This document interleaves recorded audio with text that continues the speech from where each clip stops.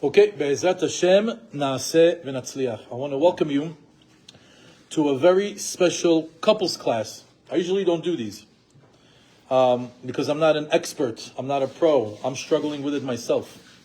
But like I told you, what I do is I learn and then I share.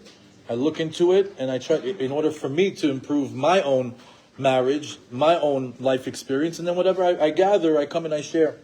And I found that these 7 principles to Shalom Bayit, and I shared with you how I came across them, which are the 7 principles from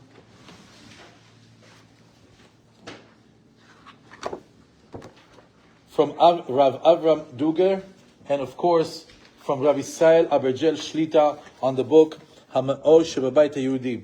All this is a collection from those books and that chart in order to bring to this lesson. And I think after speaking to a lot of people, there's the elusive Shalom Bayit issue. There's not a single couple that word doesn't roll off their tongue. Shalom Bayit. How's your Shalom Bayit? How's your Shalom Bayit? Oh my God. Right? Every once in a while they get a guy, Baruch Hashem. Right? But it's like that generic answer. You're never going to get the real answer of what's going on over there. But it's a topic on every couple's mind. And I guarantee you it's a Jewish home's most requested prayer from God. Like if there was like a tefillah counter in the Shamayim, probably Shalom Bayit has more than anything. Maybe it's competition with Parnassam, but Shalom Bayit is definitely on everybody's lips. So why can't we live together? Why can't we be in peace? What's the problem? Why can't we get along? What's wrong with us? Why is everybody missing the mark on Shalom Bayit? So here's an opinion. The world became a real ugly place to live in. It's not the way that it used to be. The world has entered the era of the birth pangs of Mashiach. Ikveta de Mashiach. I mentioned this in a previous class. It's worth mentioning again. But I'm going to add a few pieces that are sensitive. In the end of days, in the birth pangs of the Messianic era, today, the world is going to feel like this. Masechet Sanhedrin tells us, when you see this, Mashiach is coming. Chutzpah izgeh. People are going to be brazen, rude, disrespectful. Chochmat hasofrim tisach. That's us, the Jews. They're not going to like our wisdom. The ones that are God-fearing are going to be despised, detested. That we're going to see the truth is going to be something that seldom can be found in our society. And here comes the meat and potatoes of that Gemara. You ready? Na'arim penei zekanim yalbinu. The young children disrespect the elders. Zekenim yamdu mipnei ktanim. The elders give respect to the minors. I'll stop here just to say that, because back in the days, we used to look up to our elders. Ziknei hador. We would go to the elders because they have the most experience. They have the most knowledge. We would ask questions so they can give us advice. But when it comes to, the age of Google and technology and AI, and when a grandfather is holding an iPhone and he can't figure it out, and a 3-year-old comes and tells him, Abba, like this, you go to settings, and Wi-Fi is over here, and you click, and all of a sudden, oh, thank you so much. All of a sudden, what does a 3-year-old think? I'm smarter than Grandpa. Grandpa can't figure out an iPhone. So what happens? The Zekenim that we used to turn to and give him honor because they had the knowledge, they had the wisdom. Now in the young kids' eyes, they're like, I'm smarter than the elders. I'm smarter than the Zekenim. So what happens? Zekenim ya'amdu mipnei ktanim. Can you come send this email for me? Can you get me online? Can you help me shop on Amazon? I can't figure this out. So what happened is that things shifted. The kids don't go to the grandparents for knowledge, for wisdom, for advice. They think that they are on a higher level than the elders because they're helping them out. Things shifted. That's what happens in the time of Mashiach. Zekenim ya'amdu mipnei ketanim. The elders stand up for the minors. Ben menavel av. The boys disrespect the father. I don't know about you guys, but a teenager, the teenage of nowadays is not the teenage from 20 years ago, 30 years ago. I remember when I was a teenager, maybe 40 years ago, when my father would look at me, that was it. Not even words. You understood. Your father wants you to be quiet, or to sit, or to not to act up. Today, do you hear the teenagers? They go head to head with you. That's, let's say, in a Jewish home. Outside in the street, it's unbelievable what the teens are doing. They're terrorizing the world. You know what's the latest thing? You know what's trending for the teens? The teen mobs. Have you seen this? Little kids ransacking stores. 40, 50 people going into a luxury store. Everybody doing a mad grab for items and stealing. That's the youth of today. Ben menavel av. They lost respect for their father.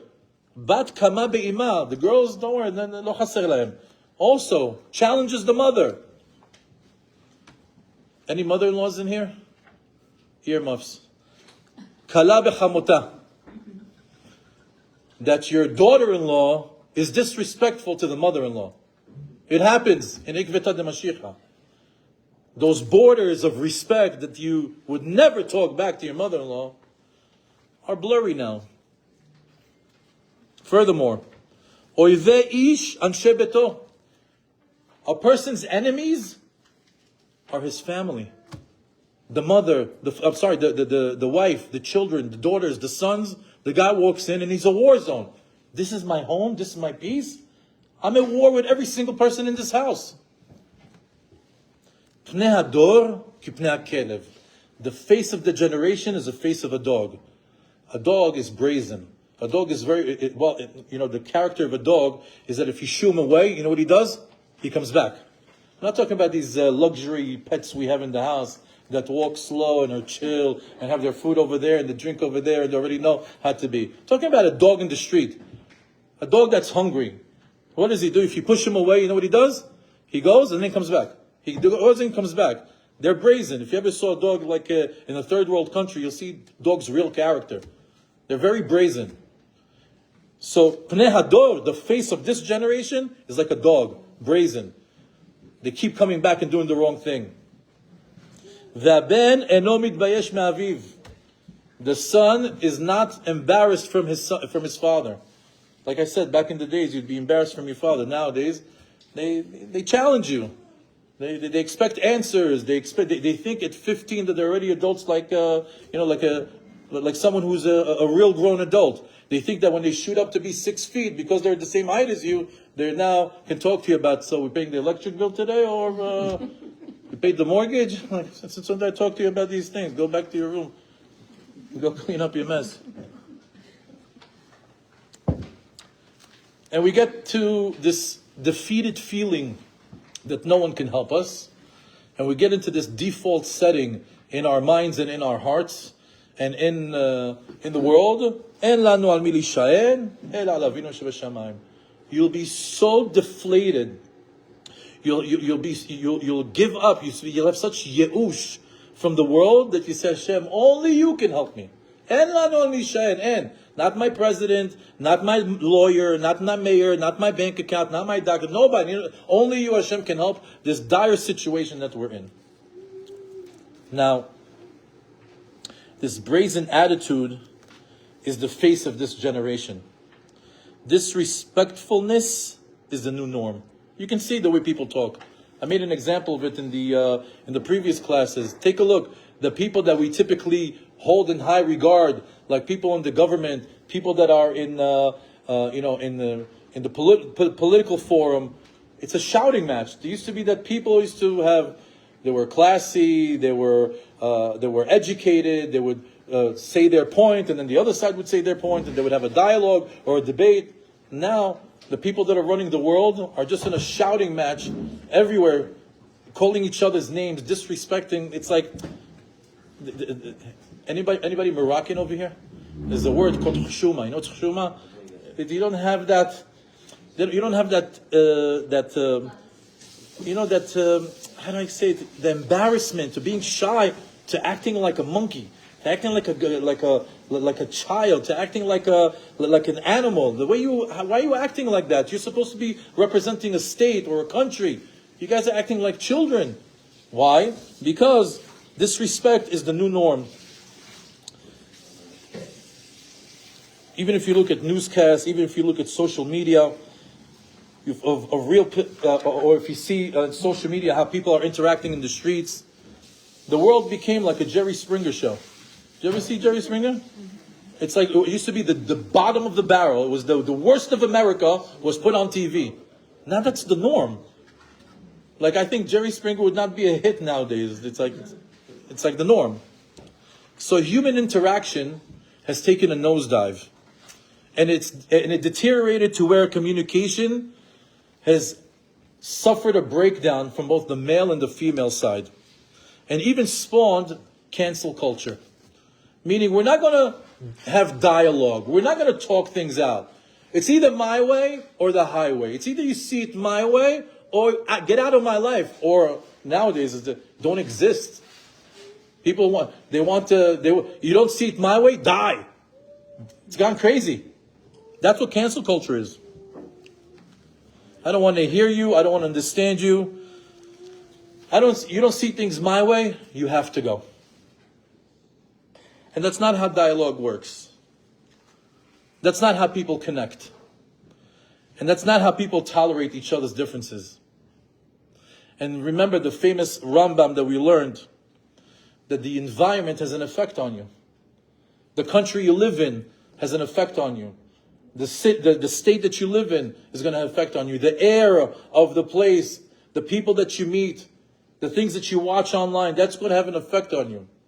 You can convince yourself all you want that, no, I'm just watching. You think this is going to change me? You think this clip is going to change me? You think this video is going to change me? You think like being around these people is going to change me? No, I'm in a Jewish bubble in Denver, Colorado. We have our shul, we have our school, we have our community. It won't seep in. Let's see. Because we're living out a disaster on a global scale. There's chutzpah, there's azut. People are disrespectful. People are brazen. And it entered our homes. It entered our marriage. Especially when you're watching society's breakdowns on your phone for hours and hours a day. Do you think it doesn't have an effect on your subconscious? When you're just watching people fight in the street and you're enjoying it because it's entertaining. I don't know, for guys, they might even watch fights, like physical fights. It's entertaining. Like how they got into it, what they're saying, how they got out of it. You know, it's like how wild and outlandish is what's happening. Yeah, you're watching it. But you don't think it has an effect on your mind? You don't think you're desensitizing yourself? You don't think you're reprogramming yourself? Well, let's see. Let's see if it affects you. And we're going to use your marriage as a litmus test.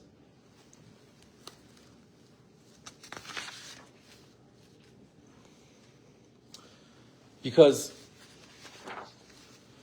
the brazenness, the chutzpah that seeps into your marriage and into your home, you'll notice it when people feel disrespected, slighted, discounted, attacked. When you start interacting with your husband and wife and they disrespect you, they're brazen. They're coming from a place of chutzpah.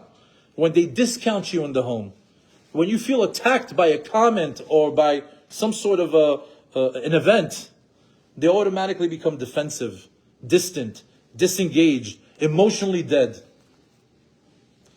And in order to protect our Jewish homes and our Shalom Bayit, we put together a guide, a manual that will undo the schmutz in your brain, will undo some of the things that you've gotten accustomed to, the things that maybe you are, like you do one thing wrong, like, I shouldn't have done that. You do it twice, whatever, I did it last time. You do it 3 times, 4 times, 5 times, it becomes the norm. That happens in marriages a lot. You disrespect your wife once, you shouldn't have done that, you feel bad. You do it again, yeah, I was right this time, she was wrong. Third time, it doesn't bother you so much because why? Because you already did it. Fourth, fifth, sixth, you don't even have emotions or feelings or even regret. Why? You got used to it. You got desensitized.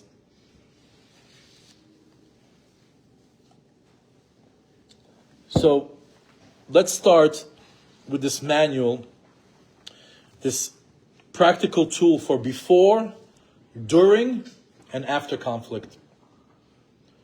Points that you should know, these non-negotiable points that will help you keep the boundaries of your marriage in place and will help you be successful. Like I said, we have the extended version, the short version, the bullet point version, and also in Hebrew for anybody that connects to the Hebrew but more than the English. And let's start with number 1. I'm going to read it, and then we'll just go. There's only 7. It shouldn't take us that long. But press record. This is very important. Rule number 1, principle number 1. Do not diminish another person's value. A person must be careful not to diminish the value of another person. Your spouse, your child, your friend, your parent, your employee, or any human being. Every word, every tone, every facial expression, every attitude and conclusion can either elevate a person or lower their dignity. The foundation of relationship is honor. Learn to see the virtues and strengths of others and communicate in ways that increase honor. Now, this all stems from Ve'ahavta l'reacha kamocha. Would you want to be disrespected? Do you want somebody that puts you down all day, every day? Would you tolerate it? Just like you wouldn't want that to happen to you, the same way that you wouldn't want anything bad to happen to you is the same way is that your spouse, your wife, your husband doesn't want to be disrespected as well. It comes from the Torah value of Ve'ahavta l'reacha kamocha. There's another Torah concept that it comes from. Derech eretz kadma laTorah.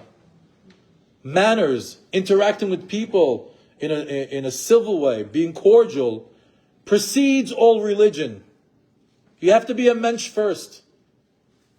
It doesn't matter if you have an entire library in your brain and you know every halacha for cheese and for meat and for Shabbat and for Hagim, but you don't know how to talk nicely to your husband or to your wife. Derech eretz kadma laTorah. And this also comes from the part of kabed tavicha v'timecha. Before you get married, you get trained to respect another human being.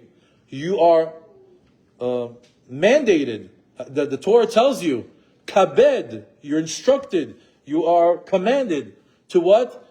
Respect your parents. Kabed tavicha v'timecha. Why? Because later on, when you get married, you know how to respect a man. And you know how to respect a woman. Your parents teach you that. They should be a prime example of how people interact in a respectful way. So like that, when you start to have a relationship with your husband or with your wife, you already know how to respect them, how to honor them. Kabed et avicha v'timecha. Kabed is the word honor. The number one thing that a marriage should never lose is each other's honor. When you start to disrespect your partner, it's the beginning of the end. It's a foundation of Shalom Bayit.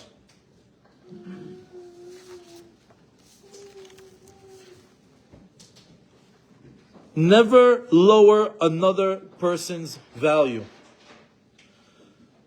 Always look for the strengths of people, not their weakness.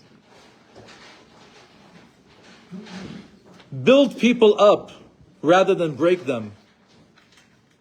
Every relationship rises or falls according to the honor people give one another. Rule number 1 in the home, in a successful marriage, is Honor and respect.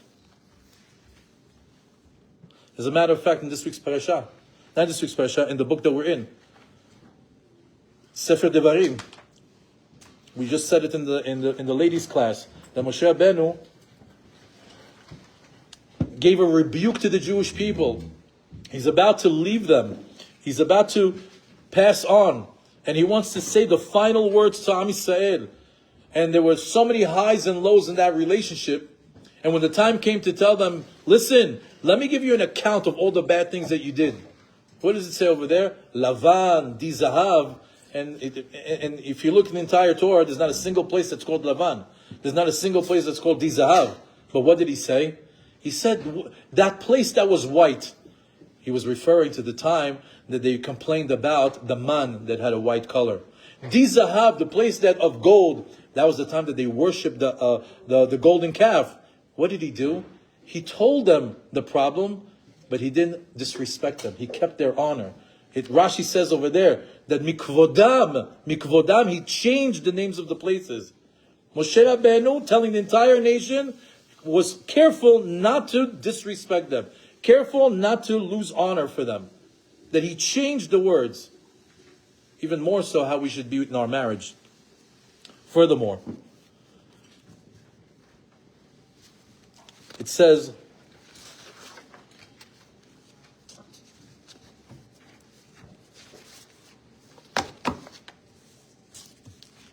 that's enough an example. Let's go to number 2. Number 2, do not complain. A complaint is usually received as criticism. When a person feels attacked, human nature causes them to put up their guards and engage in defense mode. Instead of cooperating or even listening, they go into a defense mode.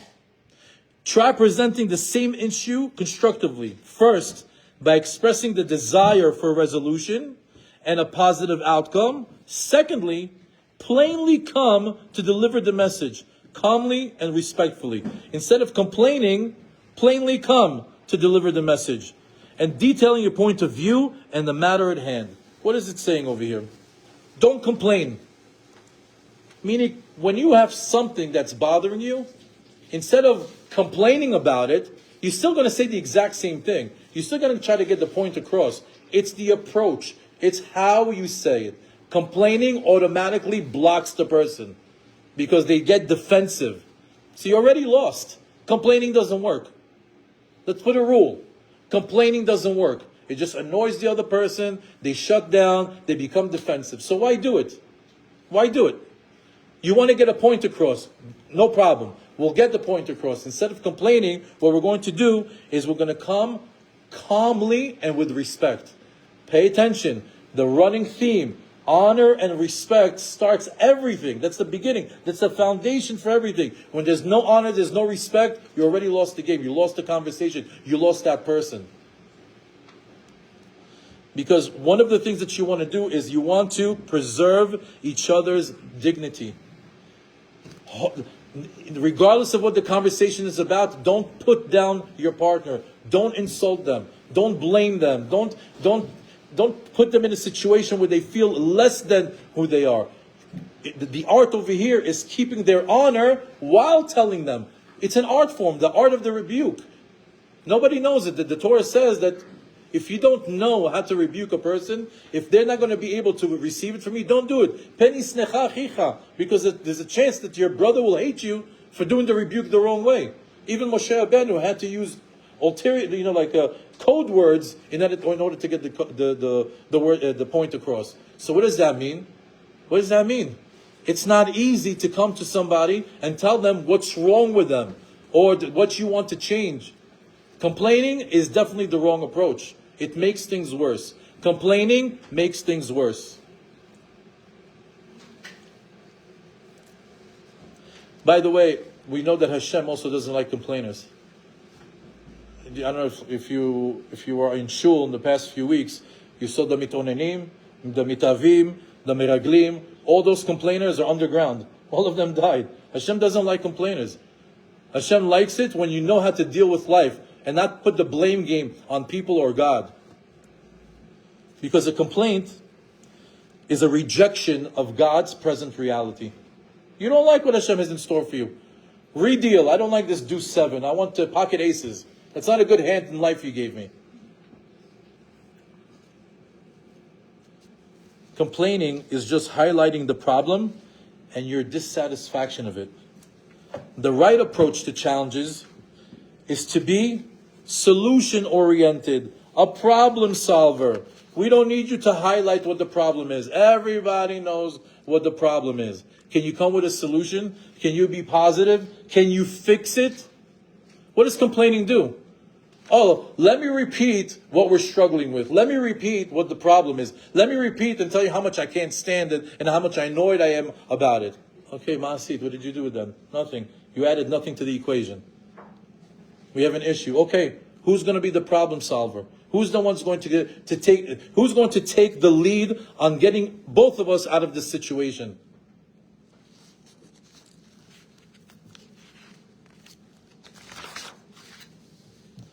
Who's going to be the peace negotiator, not the agitator? Who's the one that's going to bring the calm into the house, or the one who's going to percolate everybody's emotions and feelings?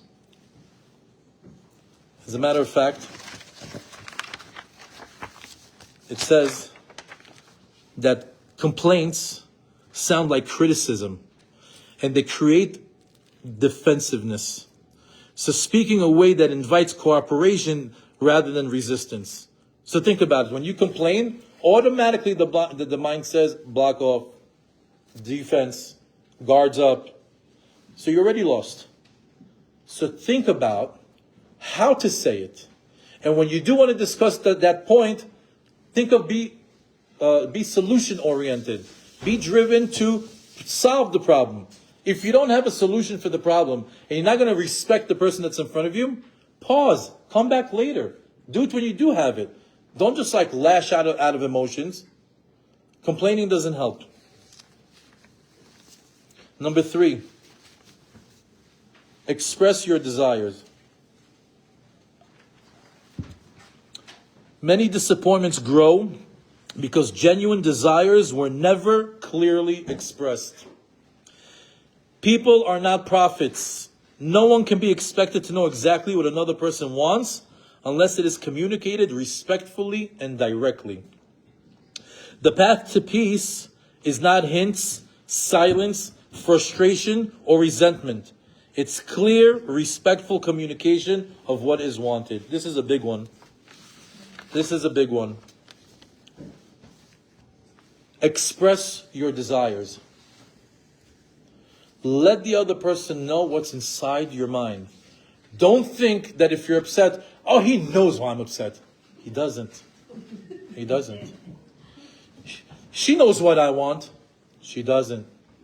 She doesn't. I told her that I want to be happy. I told him that I wanted to do this and I wanted to do that. Yeah, but you gave him it's like you give a broad, a title of something, and you want him to understand all the details, or vice versa.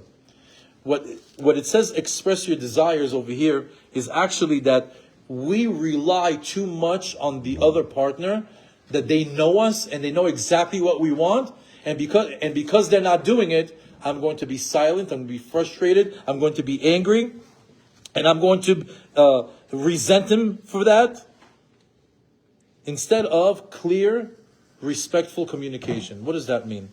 There's a story in the Gemara that says that a guy was stuck in the desert. He was going from between city to city, and there was a desert in between.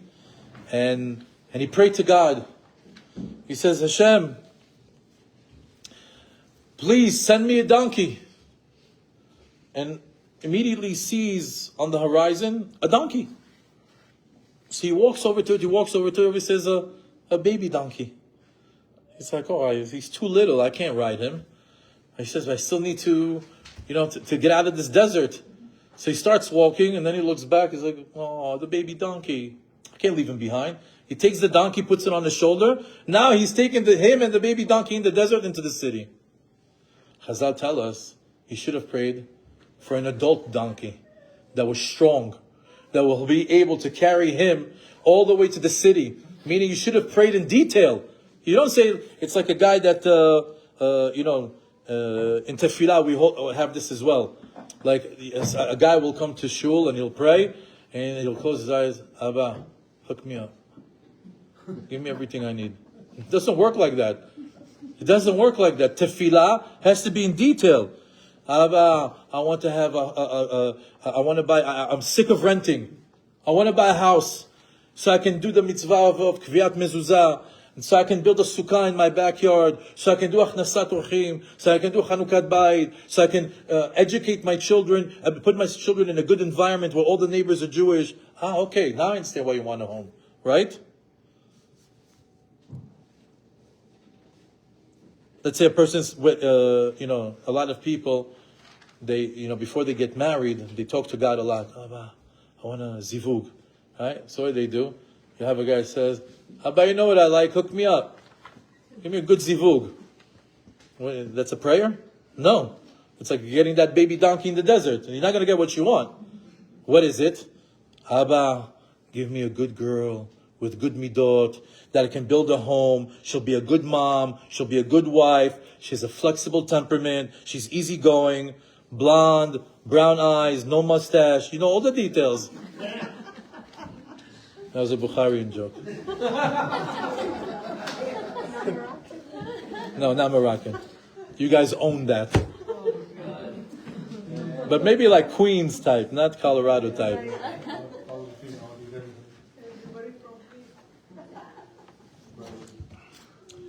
When a person prays for money, pray in detail. You don't say, I need millions, hook me up, I want to be rich. What? That's not how you pray. You have to convince God to give you that money. I'm going to invest in a product, it'll sell well, I'll make millions. Be'ezat Hashem, that money has bracha v'shmirah. We'll get there. That the money will be blessed and it will come with protection, that it won't change my spirituality, I'll still be humble, I'll still be down to earth, and I'll be able to do all these tzedakot and ma'asot that I want to do. Please, Abba, I'm a proper vessel for money. Give it to me, please. I'm telling you, I'm going to do good with it. Similarly in a relationship, you have to spell it out. That's what number 3 is saying. Express your desires. I'm not happy with you. Okay, chazaka brucha. Say something. Why aren't you happy? You have to spell it out. I'm not happy with you because of the way you talk to me, the way you insult me, the way you demean me, the way you disrespect me in front of our children. I don't like your dismissive hand gestures that you give me. I don't like your tone or your vulgarity. And I'd appreciate if we can restore respect and honor and boundaries to be redefined and to be able to speak and voice my opinion without turning it into World War III. You just spelled it out. You expressed your desires. You told them what's bothering you. You have to do that. And also, agree to disagree. This is not cancel culture in a Jewish home. We can agree to disagree and life goes on. This is not a war. It's my way or your way. If I win, good. If I don't win, then it's war. It's okay. We don't agree. Fine. We continue. We continue to live. We continue to raise children. We continue with life. It's just an opinion on one thing or the other. It's not me versus you on every subject. And a decisive winner must emerge from every conversation. Bring back dialogue into the Jewish home. Listening to one side and just hoping that and pushing your way so your way is going to be the way in the home, that's cancel culture in your own home. Jewish homes have dialogue. This is your opinion, this is mine. We're going to agree to disagree. Life goes on. Life goes on. We don't freeze and battle it out on this, because it's a power struggle. There's huge power struggles in home. Who's in control? Who has the last word? It doesn't have to always be that. Just express your desires.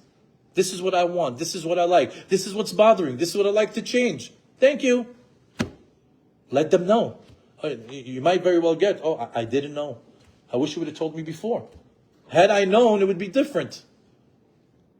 And at the same time, the other person also get the opportunity. Well, since we're talking, I want to tell you, I also don't like a few things. And it will make me really happy if you change A, B, C, and 1, 2, 3. And maybe we could do this once a week. Maybe every Sunday night. Maybe we can make some tea and some crackers, and we could sit down and just, level set every week, because we're so off right now. Maybe if we do this once a week, or once every 2 weeks, or once a month, depending on where you're at. Because when you express your desires, I understand what you really want from me. And you just simplify it. You don't live in each other's heads trying to figure out what do they want from me. Because when the man shuts down, because that's what they do, they shut down, right? And when the woman holds resentment, that's what they do. They have memories like elephants. They'll remember something from the first date that you didn't like, and you still make up for it. It's like crazy. It's like two different things going on in the house, and you have to come to the same reality. Let me tell you where I'm at. Let me share with me where you're at, and let's start in a shared reality, and let's move forward. When you don't express your desires, there's a lot of distortion, a lot of clouds. So do not assume that the other person knows what you want. Replace hints and with clear, respectful requests. See that the running theme, the common denominator that everything happens with, respect and honor. That's the one thing that's always going to keep the relationship moving, when you're respecting and honoring each other. That's even when a person wants to complain, they use different words, and there's respect and honor. When a person wants to express their desires, it comes with respect and honor. Let's go to number 4. Number 4 says, try to fulfill the other person's desires. Once a desire is expressed, it should not be dismissed lightly. Even if a request seems small to one person, it may be deeply meaningful to the other. The goal is not always perfect fulfillment, but sincere effort. Effort communicates love, respect, and care. This one is also a big one. There's a concept in Judaism called hishtadlut. You know what's hishtadlut? You're making an effort. Hashem wants you to go to work and show him that you're making hishtadlut. You get into your car, you go to your office, you take phone calls, you write emails. That's your hishtadlut. And when Hashem sees that effort, he rewards it with parnasa. It's the same thing in Shalom Bayit. If your wife is telling you, I really, really would appreciate if you would talk differently to me. And you know what? He's successful on Sunday and Monday and Tuesday, and he failed on Wednesday. So you could say, you see how you are? You're back to your old self. I knew it. I had the sniper on you the whole time. So I was just waiting for Wednesday to come around. Bow! There you are. Or you can say, I really appreciate that you were successful Sunday, Monday, and Tuesday. What an effort. I really appreciate your hishtadlut. Hishtadlut is key in a marriage.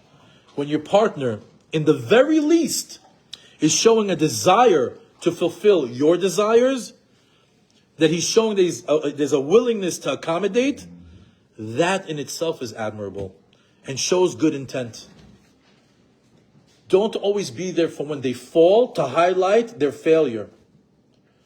Be positive. Highlight the hishtadlut, the times that he tried and he succeeded, or even that he had made an effort. You know how with our kids, sometimes we try to build them up, and especially when they're little, right? Before they can walk. Oh, you get so excited. You did one step, and you're like, all applause, one step. Oh, you walk 2, you walk 3. You can do the same thing for your husband. You do it for your kid. Why can't you do it for your husband? You're so good. You're so good. You tried to do what I asked you to do to make me happy 3 times. It's okay that you failed. Get up. Get up and try again. Get up and try again, my husband. Why not? Why is it that you're only there for his failures? That's what you highlight. That's when you come to life. Oh, when he fails, I'm coming to life. And when he's good, you're not there. Why? Appreciate, highlight, validate the hishtadlut. As it says over here on the short one, Take the other people's needs seriously. Even when a request cannot be fully met, sincere effort actually communicates love and respect. The fact that he's even trying, the fact that you're even trying, is saying, not with words, but with actions, that he loves you and respects you. Because he's trying to do what you asked him to do. He's trying to do good by you. Number 5. Don't keep things bottled up inside. Everybody gets hurt. Everybody's vulnerable. When you give your heart to somebody, they can either guard it safely and protect it, but they can also hurt you in words and actions and maybe some other things. So what happens when there's hurt in the marriage? When you're emotionally scarred from your husband and from your wife. So it says, hurt feelings and disappointments should not remain bottled up for a long period of time. When feelings are hidden and unresolved, they develop into resentment and create distance. Address the matters where they are still small and manageable before they snowball into unimaginable scenarios. Most failed marriages are a result of unresolved conflicts.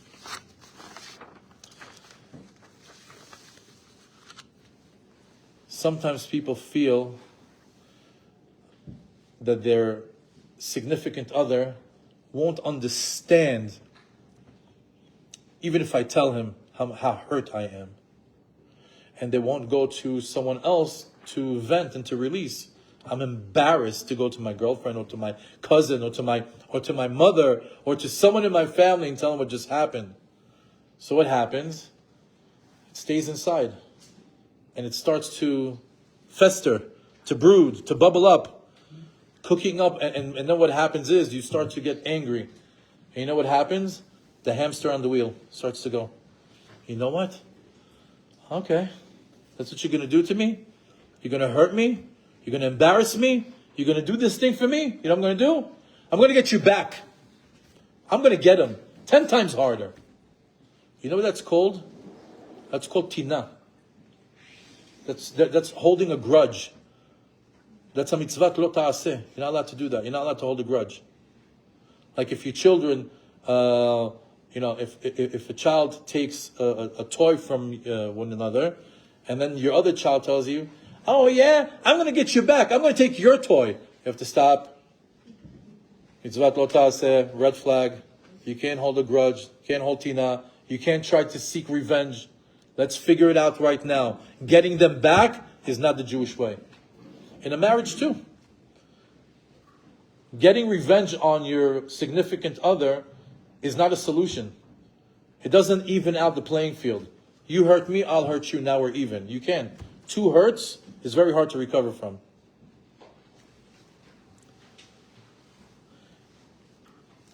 It says,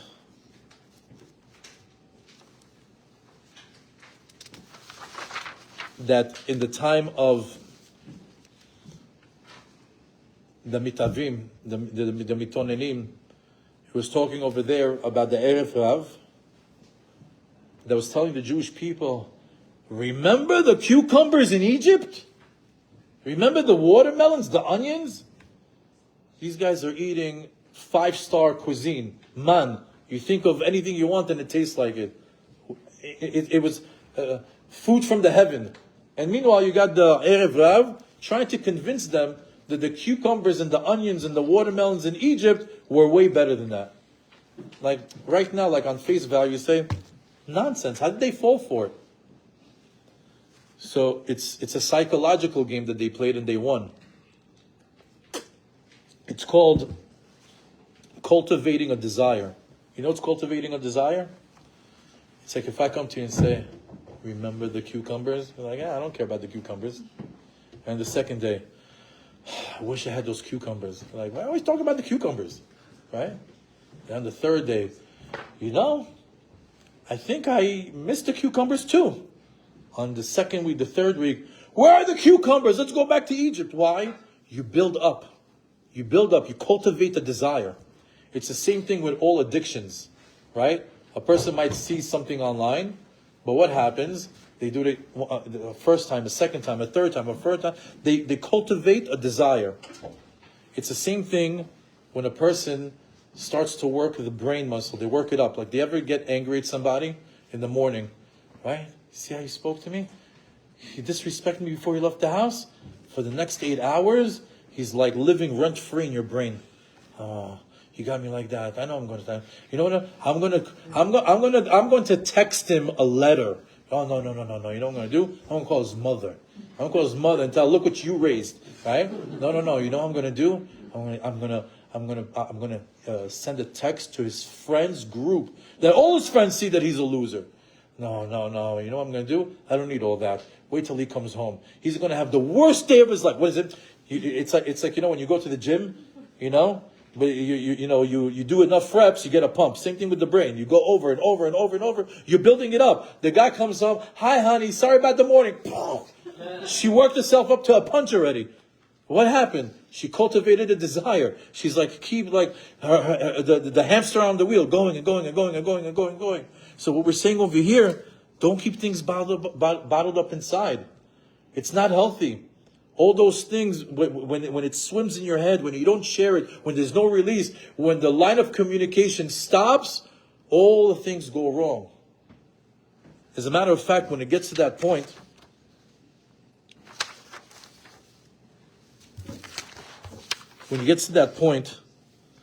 you need to address the issue before they become major problems. Because resolving the hurt while it's still small and manageable, and doing it with dignity and respect. Once again, dignity and respect. The word in Hebrew for a fight is machloket. Chazal revealed to us something incredible. He says the letters of machloket tell us how to deal with a conflict. If you take a look at the word mem, it has a small opening. Take care of the problem when there's a small opening like the mem. Because if you don't take care of it when it's a small opening, when it just started, when it's fresh, it becomes chet. You see the bottom of the chet? It's bigger.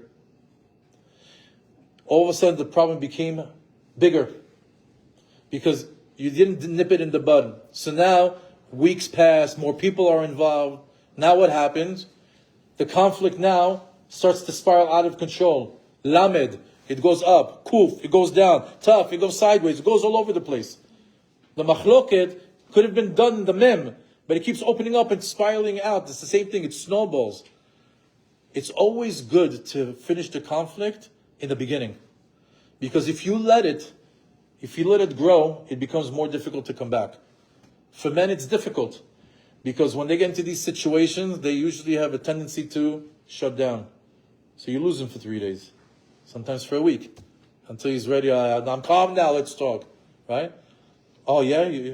Now I'm upset. Now I don't want to talk. There's another week. Right? And she already called 2 of her girlfriends. You don't understand what he did. I'm never forgiving him. And and she already let the cat out of the bag. Everybody knows their problems. And then on Shabbat, she had tea with his mother. So you don't know what your son did to me. And you tell your mother-in-law, big mistake. You're telling your mother-in-law your problems. Because she's going to side with her son, whether you like it or not. Because she gave birth to him, whether you like it or not. So what happens? Now it's more complicated. Because it's not anymore about you having a problem. It's, we have a problem. You go tell my mother. You send a text to my friends. It became bigger. It spirals out. So when it comes to emotions, feelings, don't keep it bottled up inside. Finish the fight early. Finish the machloket early. Number 6. Remember, we're all human. Human beings make mistakes. Understanding weakness does not mean approving harmful behavior. But it means remembering that not every mistake reflects bad character. Sometimes people are tired, overwhelmed, sometimes they're distracted, or simply wrong. But most are not trying to hurt us. They're just human. First things first, a major flaw in relationships is that our expectations are way too high of one another. I shared it in the ladies' class earlier today. We watch a movie, we watch a reel, we watch a short, we see this perfect man or perfect woman on social media, and then you turn to the left and your couch potato over there looks like completely like I don't know what. And you're like, why can't you go to the gym at 4 o'clock in the morning and and swallow charcoal and I don't know and do like what everybody's doing to stay healthy? Why don't you starve yourself for 18 hours a day, intermittent fasting? And the guy's like taking a potato chip. What, like tomorrow? Why don't you be a healthy lifestyle? Are you talking to your husband, or are you trying to compare him to this AI you just saw on your social media? Now, sometimes the man too, he watches this video of someone who's saying the most perfect thing, everything that he wants to hear, and all of a sudden he turns to his wife after 3 kids and 50 pounds overweight. He's like, hey, why don't you get your act together? Everybody's out there living life, doing everything. You're so lazy. What? You're so insensitive. You're so insensitive. You right now just crushed her. You're the only one that can lift her up. You're hammering her down. It happens. People go on social media and they look at their spouse and like, why aren't you? What's on my phone? People are human. And sometimes the expectations are too high, so it's easy to fail. In a world that's obsessed with perfection, learn to accept your partner's imperfections. And it's a big one. It's a big one. Whatever is wrong, ugly, you don't like about your partner, don't try to make it go away. Don't make that person self-conscious of that. Love your partner's imperfections. They're human just like you. They're not going to be like the people you see in the movies. And they're not going to be like the people you see on social media. They're going to be a real person. You're going to have a real husband that's going to be with you through thick and thin, through marriage, through highs, through lows, through children, through everything. That's the person that's by your side. Put down that screen. You will never be with that person. They're not even real. Don't expect them to be what you see on your screen.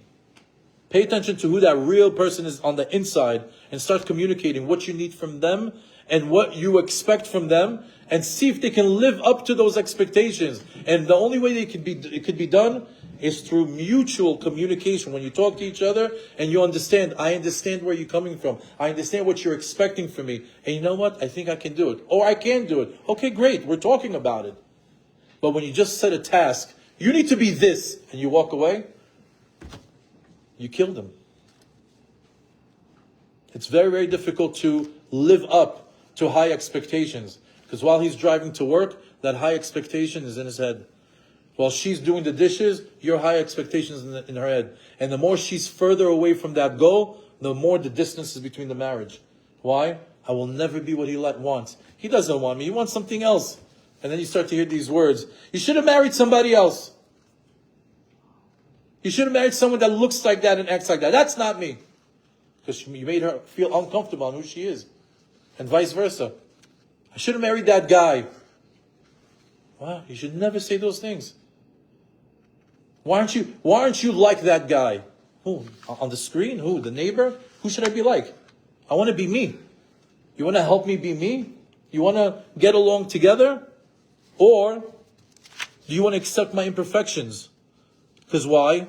As humans, we have bad days, we have good days, we get moody, we get hangry, and you know those days that they get hangry and you don't have a Snickers bar and you have to deal with somebody that is like super cranky and and they say the worst things and they put a little bit of hummus in their mouth and they come back to being angels. Like, what happened? Do I forgive them to what they just said 10 minutes ago and let it go? That was so hurtful. Do I file it under he was just angry? It's weird, right? What do you do with those things? It's a human being. Maybe let it slide. He was just hungry. Said the wrong thing. He said, I'm sorry. Okay, next. Ma'alesh, let's move on. Next time I'll carry Snickers bar. So it doesn't happen. There's a thing called ruach shtut, a spirit of folly, a spirit of foolishness, a moment of irrationality, a lapse of judgment. It's called the ruach shtut. When a person, something's gone into him, and they make the wrong decision. What do you do when they do that?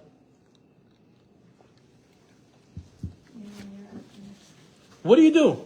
Do you let the person slide? Ruach shtut. Had a moment of foolishness. Or you're a stickler. But you said this and you're going to pay the price. You can't talk like that to me. You can't do that to me. Yeah, babe, but I don't know. Ruach shtut. It's gone. Sorry, I learned better for next time. There's some people that can let it go because they understand. We're human beings. It happens. Or there's some people that are just going to write you up a report, add it to your file. Don't worry. Don't worry. When the big one comes, I have content. I have already a lot of things on you. I'm just collecting data right now. There's some people like that. But you have to say, or you could be a little bit more forgiving and be like, we're human. We have bad days. You know why he said that? It was the heat of the moment. You know why he said that? Ruach shtut. He didn't mean it. He gets like that sometimes when he doesn't eat. Oh, you know why? He's very cranky in the mornings. He's not a morning person. Sometimes you have to understand. It's a human being. Figure out their flaws and work around it. You don't have to hold on to everything.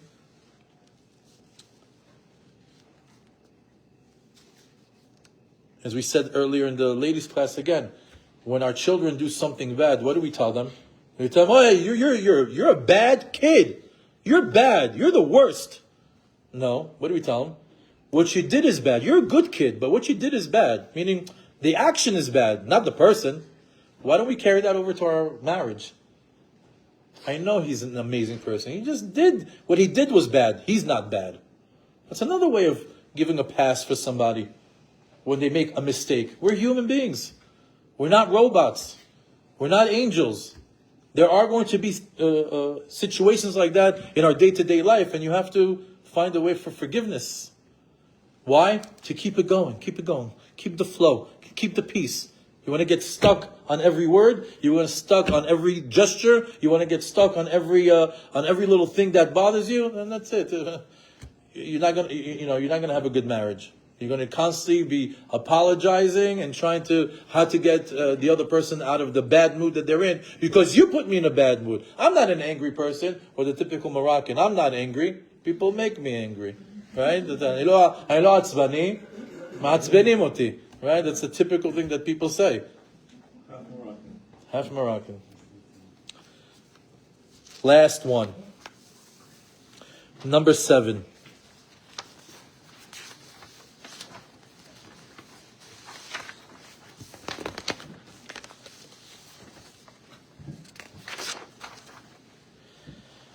Ask forgiveness and restore honor. When someone has been hurt, forgiveness must be sought. But forgiveness is not enough. When dignity has been lowered, the honor must be restored. Forgiveness repairs the wrongdoing. Restoring honor repairs the relationship. The goal is not merely to end conflict, but to strengthen the relationship beyond where it was before. This one's the big one. This one's the big ask. This one's the big one, but let's get into it. This is the process of teshuvah in your marriage. You wronged your husband. You wronged your wife. What's the bare minimum? I'm sorry. Right? That's the bare minimum. Is what? He said, I'm sorry.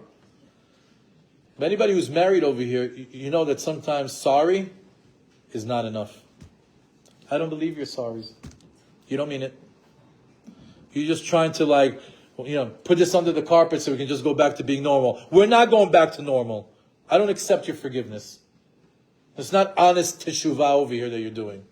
You're just saying it to say it.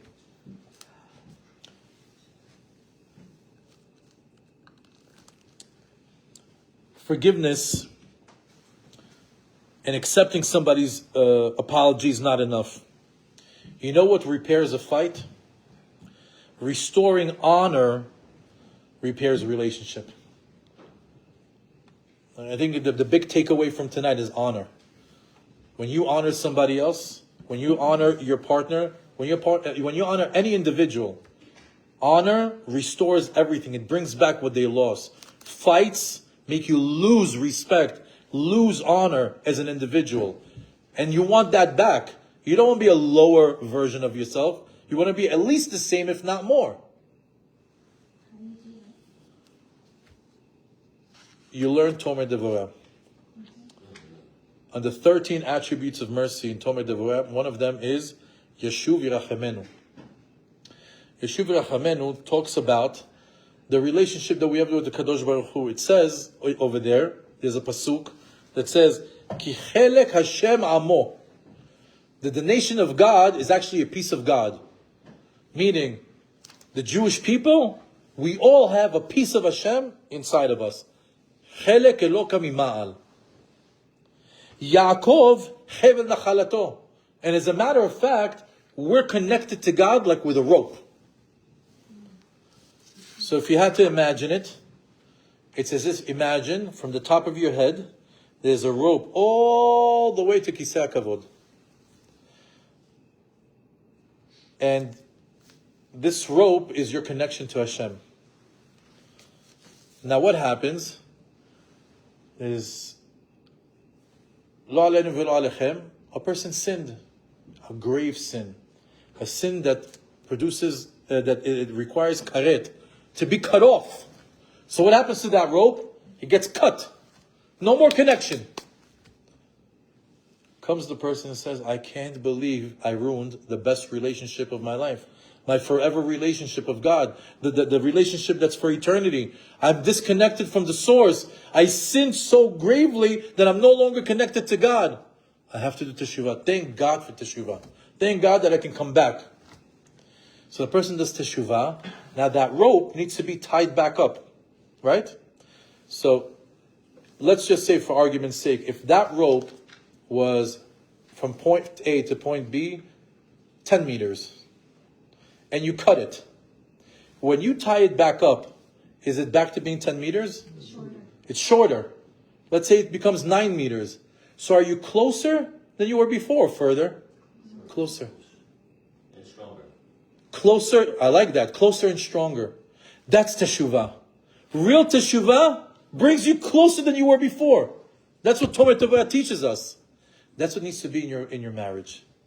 That after you do something wrong, it's not just I'm sorry, back to the norm, but rather I'm sorry and I'm going to make it that we're better than we were before. We're closer. This fight made us closer. Could you imagine? That restores honor. That restores the relationship. That brings things back to normal. That brings back the Shalom Bayit.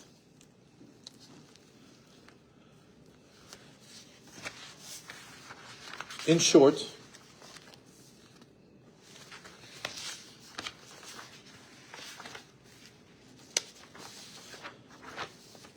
we learned tonight the 7 rules for Shalom Bayit. I'm on the bullet point. If you never want to read this again, or if you don't want to do a refresher, you could always just take this piece of paper and just give yourself a 30-second refresh. That when it comes to my marriage, when it comes to my husband, when it comes to my wife, these are the 7 principles that I need to uphold in order for my marriage to succeed in the day and age and life in the world that we live in. I do not diminish another person's value.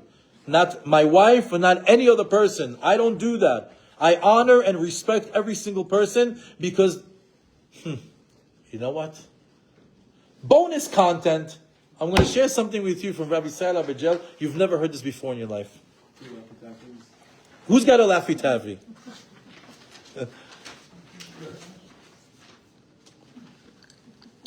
Why is honor and respect so important? Our neshamot come from a place in the heavens called Kisei HaKavod. Or Kol Nishmot Yisrael Chatzuvot Mitachat Kisei HaKavod. So imagine a throne, And on the bottom of the throne, that's where all our souls come from. And it's called the throne of honor, the throne of glory.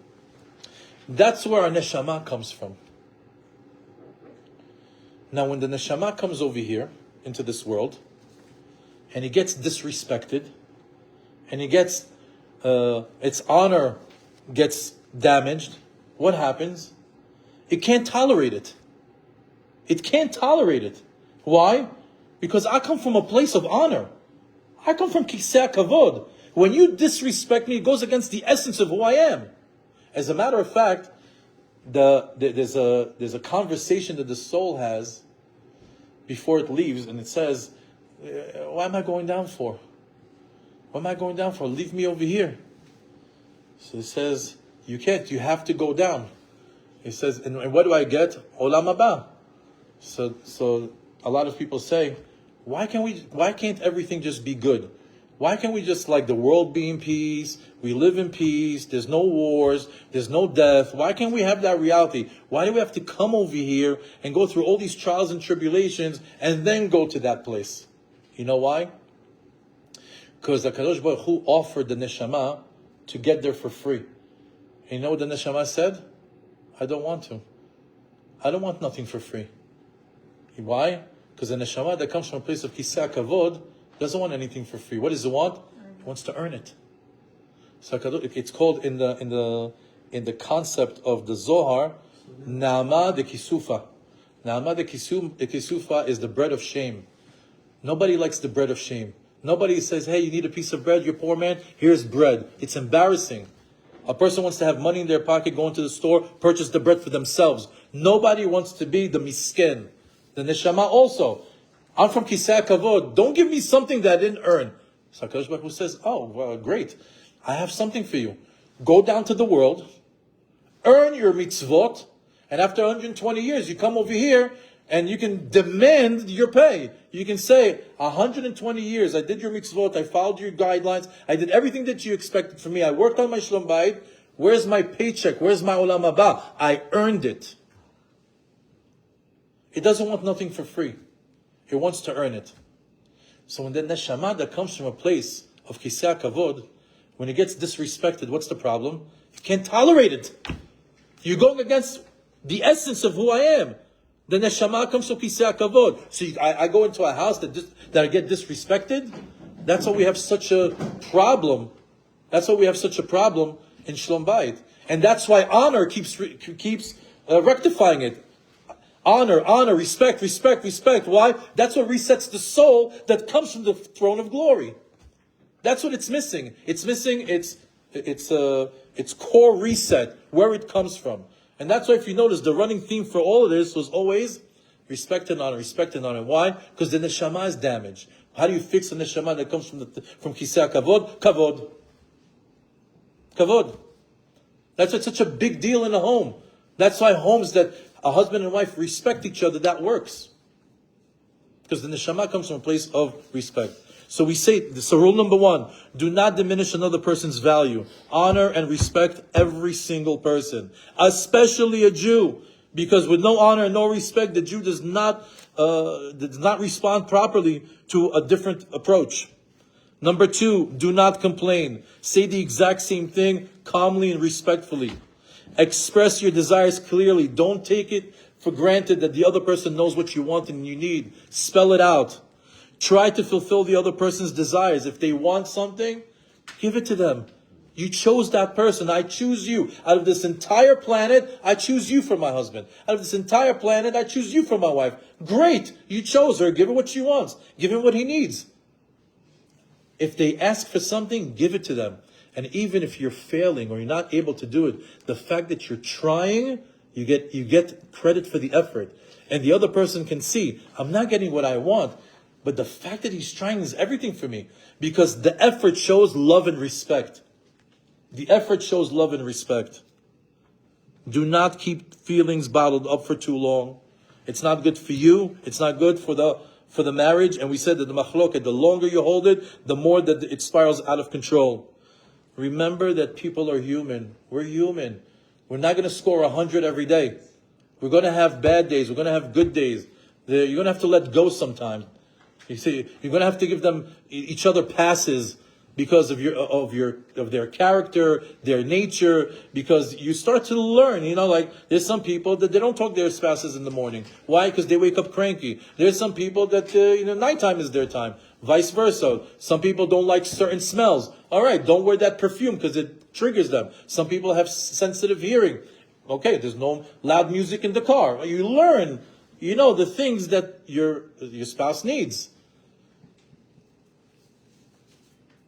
Remember that people are human, and there are going to be mistakes, and be able to be mevater.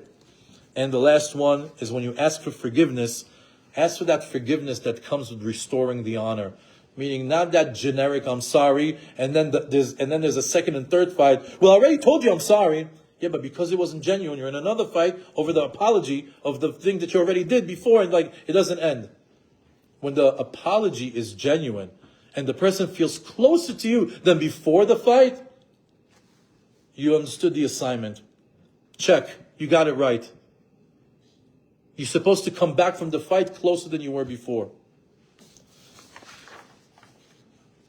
In conclusion, I want to share one final point. Many people in their homes struggle with being connected or disconnected.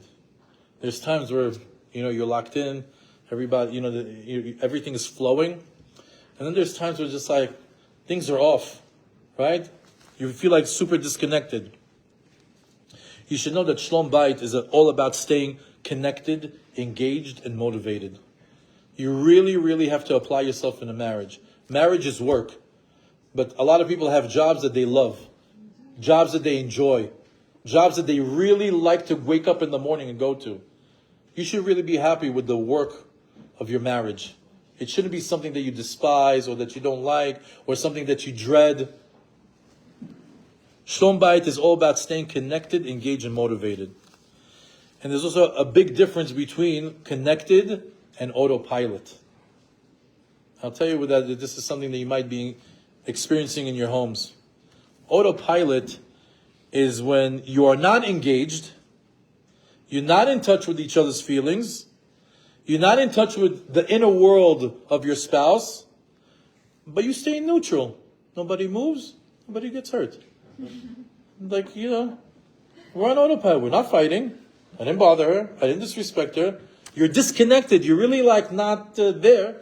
But at the same time, you're on autopilot, but you're not in a positive place, not in a negative place, but you're just staying neutral. Is that like roommates? Huh? Like roommates? So, people fall into that, feeling like roommates, co-parenting, so on and so forth. But it's when people are not striving for a better version of their marriage. When they're just like, oh, okay, listen, we have the routine. You pick up the kids, I'll pick up Shabbat is over here. We got invited. You get into this loop. You're not fighting, but you're not pushing the relationship forward. You're not really connected. The love tank is on an all-time low. And people can sometimes fall into that where they co-parent, they co-live with one another, but the love, the connection, the emotion is just not there. So you have a problem between being connected, which is where you want to be, versus being on autopilot, where things are not hectic and you're not fighting, but they're not really good either. Because the better version of yourself, the better version of your marriage will never happen if you're not courting your wife, if you're not nurturing your husband, if there's no renewal in the marriage, if you're not rejuvenating the connection. Im enit chadshut, if there's no renewal, the marriage once again is in the danger zone. Because Jews, we're all about hitchut. That's why we have Rosh Chodesh. That's our monthly renewal. That's why we have Shabbat. It's our weekly renewal. That's why in our marriage, there also needs to be a hitchut. You have to stay connected. You have to keep things fresh. Just because you dated her a few years ago and you got married to her a few years ago and you had children a few years ago, doesn't mean you don't have to court your wife. She still needs to feel wanted and needed and special, and a gift over here and a card over there and a date night and a staycation and a vacation. You have to keep it going, keep it alive. Don't say, oh, I married, kids, home, I'm out. That's it, dead, flatlined. What are you doing? Everything that a woman needs comes from the husband. So yeah, you're gonna have to go on Groupon and say, what? I'm gonna do every single thing on this Groupon. We're gonna have 52 dates this year. Why? Because I gotta keep it fresh.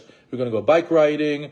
We're gonna paint. We're gonna pick flowers. We're gonna pick strawberries. We're gonna go skiing. I'm gonna keep it fresh. I'm gonna do Groupon till there's no more options. Joint massages. I don't know, whatever. Keep it fresh.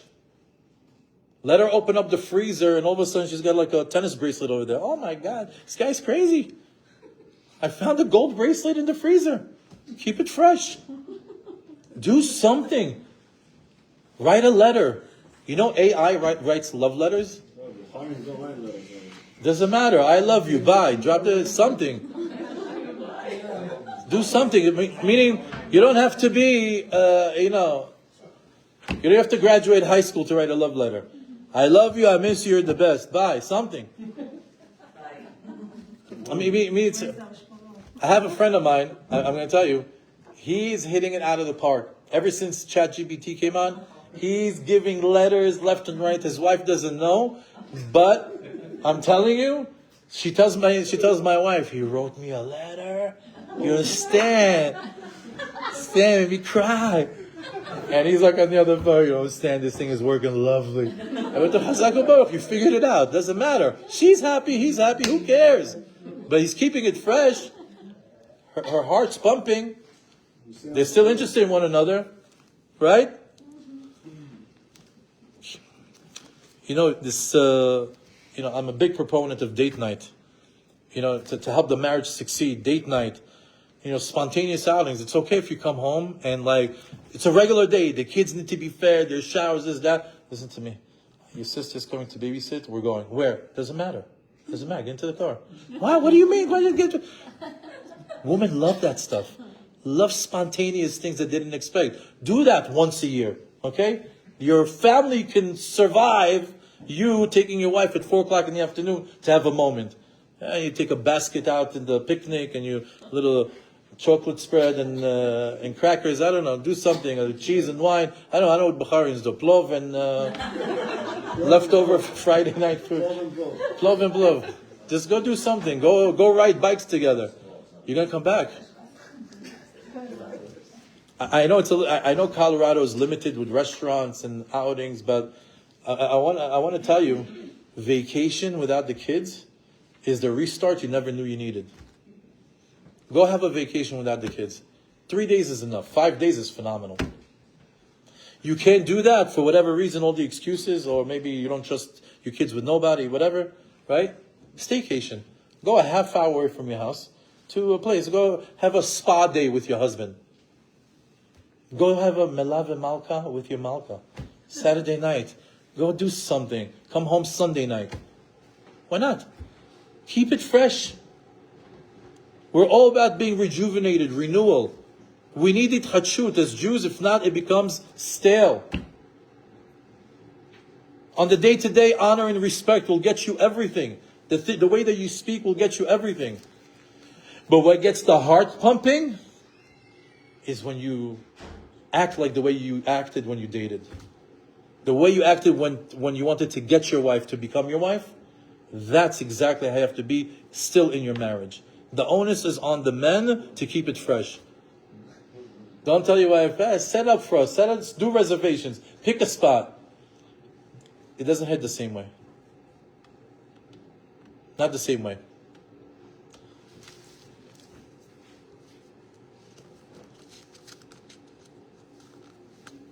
I urge you guys, I recommend for you guys to revisit the 7 principles as needed before, during, and after conflict. These are good tips, good tools. And by the way, there's 100 of these lists. Every other person comes out. These are the top 10. These are the top 3. They're all good. As long as you guys are focused on improving your marriage, as long as two people are working towards a common goal of staying together, you'll be successful. This is not the greatest list. These are just good 7 suggestions. There's a lot of lists out there, meaning when this doesn't talk to you anymore, go to a different list. Maybe you're going to be struggling with different items. But as long as both of you are motivated to work on the exact same thing, which is keeping your marriage fresh and alive, then that is going to give you the ability to achieve Shalom Bayit. And that's all I have to say about that. So Hashem barech atkhem, sameach atkhem. I wish you Shalom Bayit, bracha v'atzlacha, chinuch yiladim b'derech Hashem. You have big siyata d'shmaya in your homes. That Be'ezat Hashem, that kedusha, tahara will be the environment of your abode, and that your children grow up in the right way. And that Be'ezat Hashem, you'll be happy with each other, pleased with each other, and engaged.